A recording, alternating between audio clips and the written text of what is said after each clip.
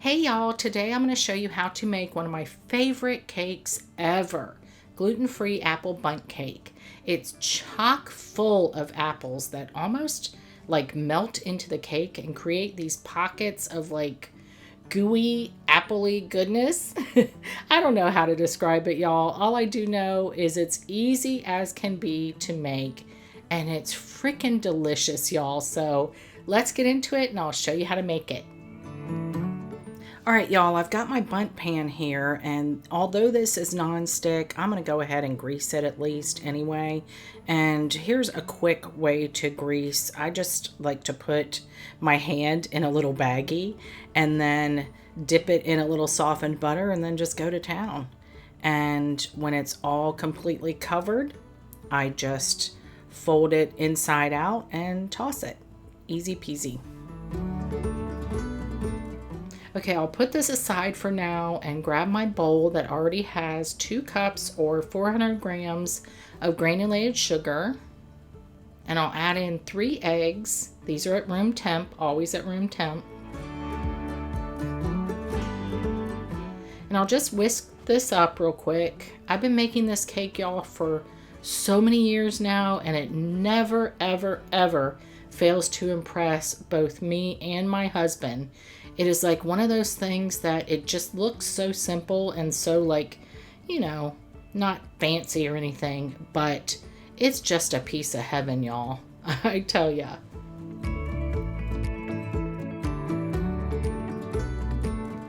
Okay, I just added in about 2 teaspoons of vanilla extract and then 1 1/4 cups or 300 grams of a neutral oil. In this case, I'm just using vegetable oil.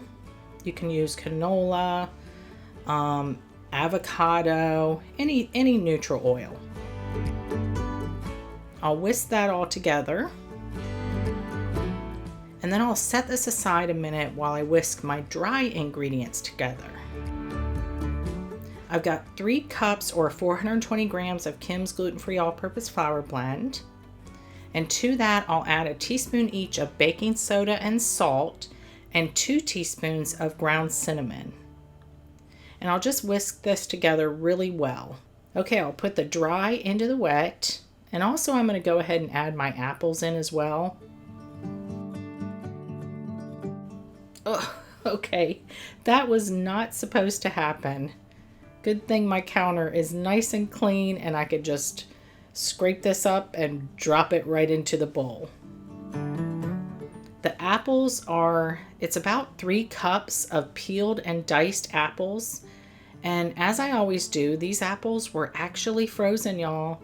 If you saw my video for my gluten-free apple crumble, I also used frozen apples in that as well. In this case though, I did thaw them first before adding them to the batter. You can read all about how I prepare my apples every year on my blog post, which is linked in the description box. I can't stand using anything other than my beloved Roma apples, y'all, and being that there's such a short growing season for them and you can't always find them everywhere, I buy them in bulk, like a half bushel or more, every year from honeycrisp.com. And then I peel and dice or slice them. I put them in food saver bags and then I freeze them, and you'd never know they were frozen, y'all. Seriously. I don't know why I didn't think of this many years ago, but I just started doing it a couple years ago and it works like a charm. Alrighty, this is going to go into a 325 F oven for about 1.5 hours, give or take a few minutes. Start checking around the 1 hour and 15 minute mark. And if a toothpick inserted into the center comes out clean, it's done. You definitely don't want to overbake it.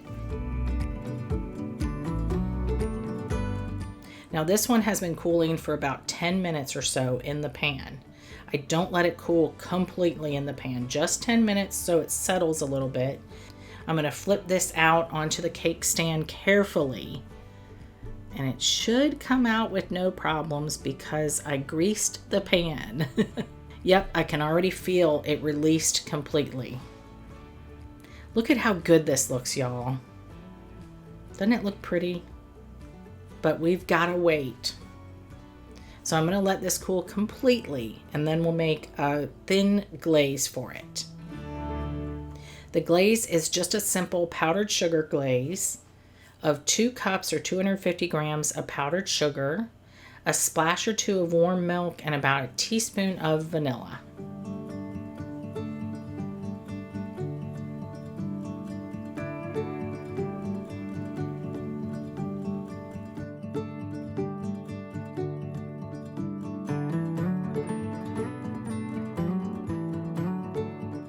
Alrighty, the cake is nice and cool, and I like to use a spoon for this, or you can just pour it on. I went a little too thin for my liking here, but it's fine. Normally I like a thicker glaze that doesn't run all the way down the sides. It kind of stops in the middle, but it doesn't really matter. It's still going to taste fantastic. And we'll let this glaze set up completely, you know, just to form like a little crust on the outside.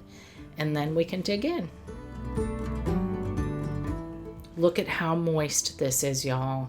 I know everyone hates that word, but it's really the only word to use for a cake like this. You can hardly see the apple chunks in there because, like I said, they've like melted into the cake and they're just this ooey gooey pockets of appley yumminess. Don't you love my descriptions? So easy, so good, y'all. It hits all those fall notes for sure. Enjoy.